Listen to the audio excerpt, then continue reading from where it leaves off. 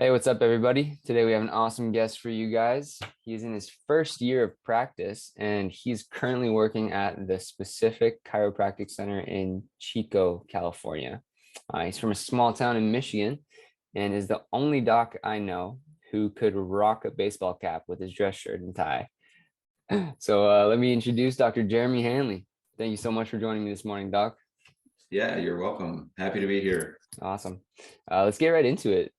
So first of all, tell everyone where you went to school. I went to Sherman, which is in Spartanburg, South Carolina, so a little bit of ways away from here. So I started in 2018 and then I graduated in December of 21. Awesome. Awesome. So you graduated 2021. So you Mm-hmm. got into practice a couple months later, right? Yep. So I Yeah. moved out to California in September. Did at Sherman, they call it PMOE, here at the Chico office. And then once I got graduated, went through, and then I got licensed, I think about 3 months after that. So around March of 2022. Nice. You didn't have to wait too long. Got plugged in right away. That's Yep. awesome. Yep. So tell me, what did that look like for you after you graduated and you moved out to California? Yeah, I mean, obviously it was a big move and transition for my wife and I. So just from moving from Michigan, where I grew up, down to South Carolina, I thought was a big move. And then making the decision to move out to California was, I mean, it took a long time to process that, and a lot of late night talks and arguments and conversations with my wife to see if Mm, this was actually the right fit for us. But mm, once we decided that this is what we wanted to do, the transition was pretty easy, just because we figured out what our goals were and what we were wanting later on in our like kind of 5-year plan and what we were looking for. And so we just decided that this avenue for us was going to have us get to those goals faster. And it just so happened to take us from South Carolina out here to Northern California. So that's how that process for us to get out here was. But to get into practice, mm, little bit different. Obviously, like with school, there's a bunch of hoops that you have to jump through with all boards and everything. I mean, everybody has to go through that. Practice is a little mm, bit different, but there's still hoops that you have to jump through in practice. mm, I mean, you still have a governing board that you have to abide by and everything, but for it's sure. getting plugged in and talking with actual docs in practice that have years of experience would be my suggestion, and just learning and sitting down, if you're able to go shadow them, just to see what the day-to-day life is, because it is a Mm, little bit different from just being told what to do and what to study, definitely. from being a student to actually be like, all right, well, nobody's telling me what to do anymore. So So what I'm hearing is just ask as many questions as possible from as many different docs as possible. absolutely. Yeah. I mean, Nice. the more that you can ask and the more that you can get different opinions and from other docs, one that'll lighten up and make it clearer on what you actually want. Because Hmm. there's been several things that I thought I knew what I wanted, and then I kind of experienced a little bit of it, or saw or heard of what it was actually like, and I was just like, well, I don't really think that I want to do that.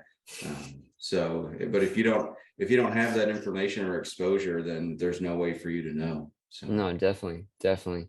No, that's awesome. I mean, the fact that you guys, like you and your wife, could work through like a plan together and figure out like this is how we're gonna get to where we want to be the fastest. It's kind of crazy to think that you guys, I mean, you really moved across the country away from family to do that, right? But yeah, like you said, yeah, that's amazing, man.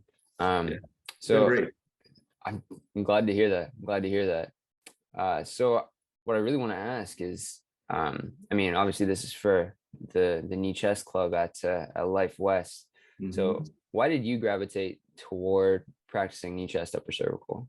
Yeah, it was a long process for me to fully be like, all right, this is what I'm gonna do. Um, so I had a good friend of mine in school.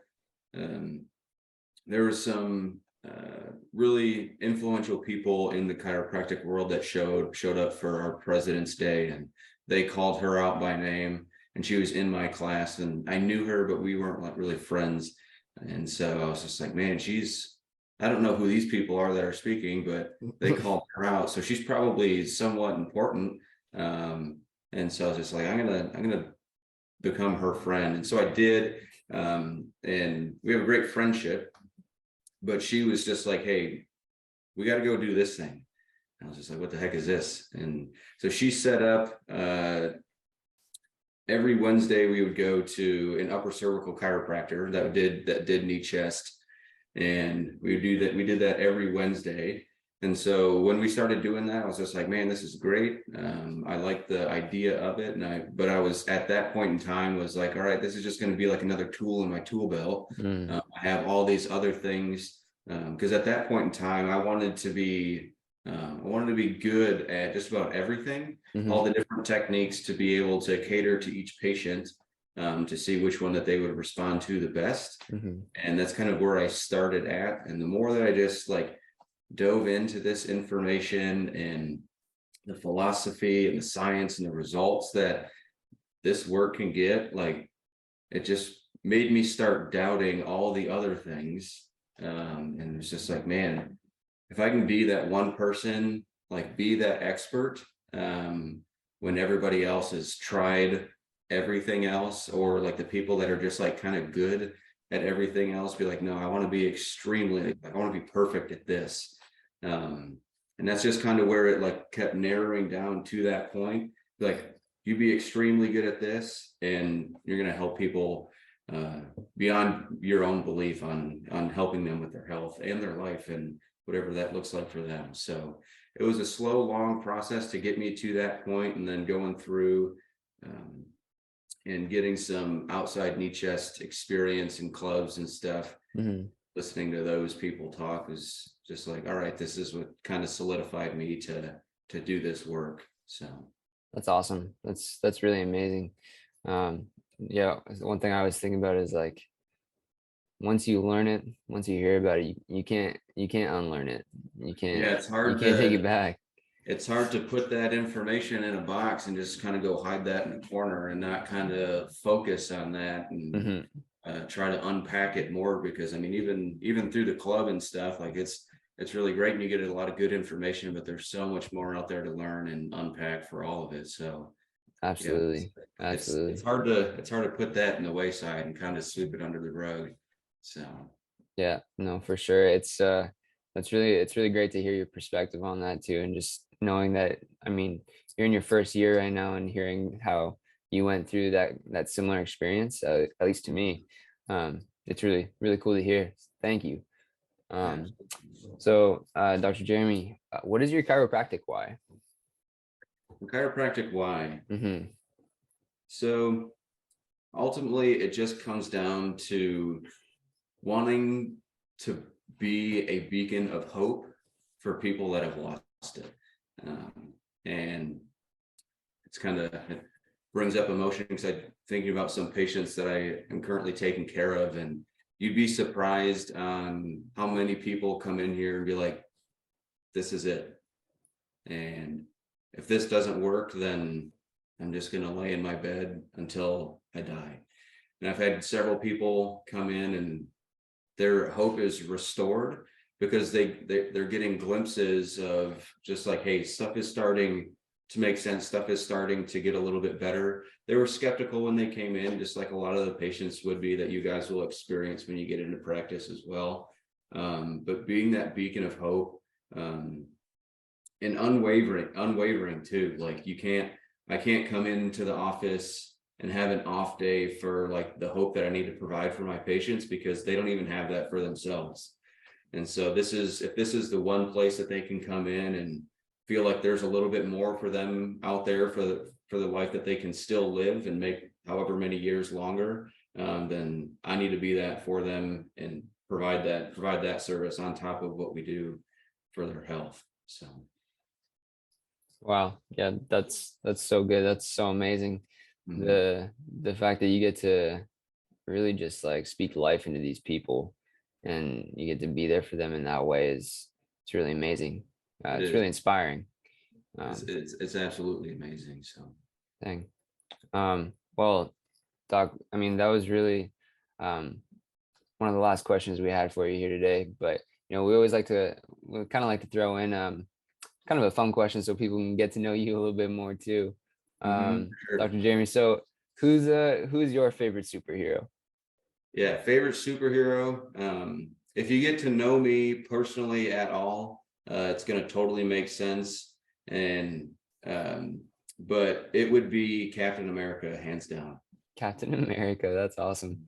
And what qualities in Captain America do you really admire? Do you really resonate with?